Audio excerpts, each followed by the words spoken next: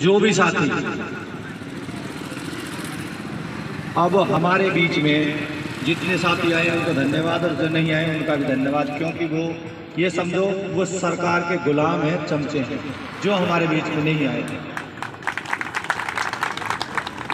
क्योंकि आज का जो ये दौर है ये हमारे लिए नहीं है।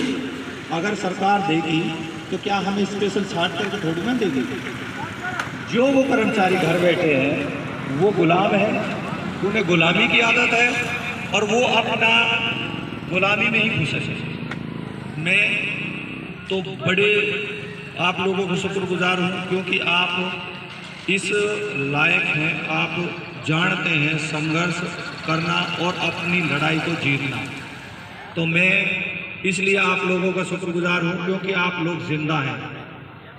जो लोग आज हमारे बीच में नहीं है वो लोग मुर्दा हैं, मरे हुए हैं। क्योंकि जो अपने बच्चों के अपने पेट के लिए नहीं लड़ सकता वो क्या है।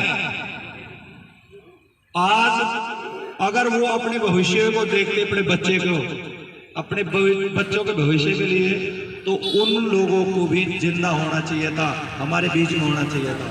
तो साथियों, आप लोगों से मेरा पुनः अनुरोध है, निवेदन है कि साथियों, जो साथी अगर नहीं आए उनसे कह दो कि ये आंदोलन बड़ा लंबा चलेगा। साथियों, ये सरकार इतनी निकम्मी नकारा सरकार है कि ये बड़ी आसानी से मानने वाली नहीं है।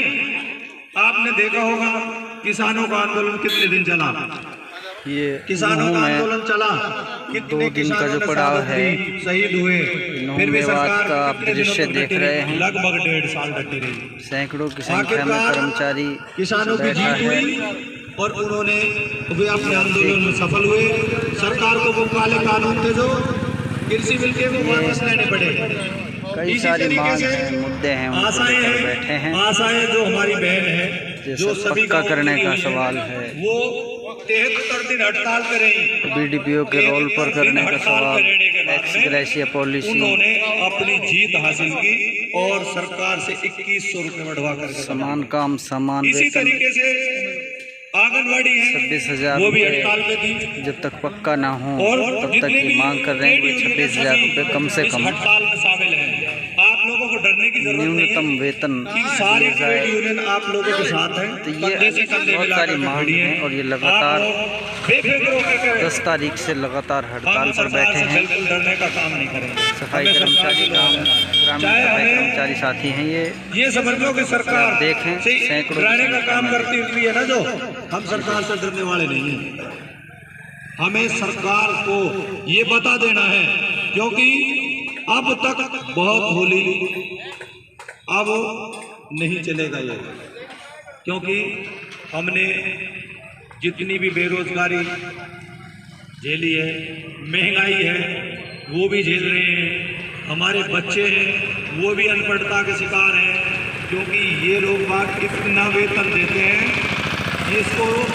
जिसमें हमारा ठीक से पालन पोषण ना हो सके, और सरकार ढंढोरा पीटती है। हमने इतने कर दिए, हमने इतने बढ़ा दिए, हमने ये कर दिया, हमने वो कर दिया। ये सब सरकार ढंढोरा पीटती है और इस ढंढोरे से काम नहीं चलेगा। इसलिए साथियों, हमें सरकार को ये बताना है और हम सरकार से पुनः कहते हैं कि हमें हमारा हक चाहिए, ना कि हमें भीख चाहिए। अगर आप 1000 रुपये का भीख में देना चाहते हैं तो हमें नहीं लेनी वो भीख, हमें अपना हक चाहिए।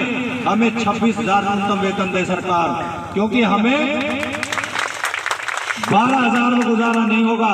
हम भीख नहीं मांग रहे, फिर दोबारा से कह रहा हूं, क्योंकि हमारा हक है 26,000 का। 26,000 का हमारा हक है, तो हमें 26,000 ही चाहिए। सरकार हमें पक्के कर्मचारी की कोशिश करे, क्योंकि हमें पक्के करने का वो है 17 साल हो चुके। 17 साल में तो ना जी बहुत कुछ हो जाता है। एक फौज में अगर किसी का बच्चा लग जाए ना तो 17 साल में रिटायरमेंट के बाद पेंशन भी होती है।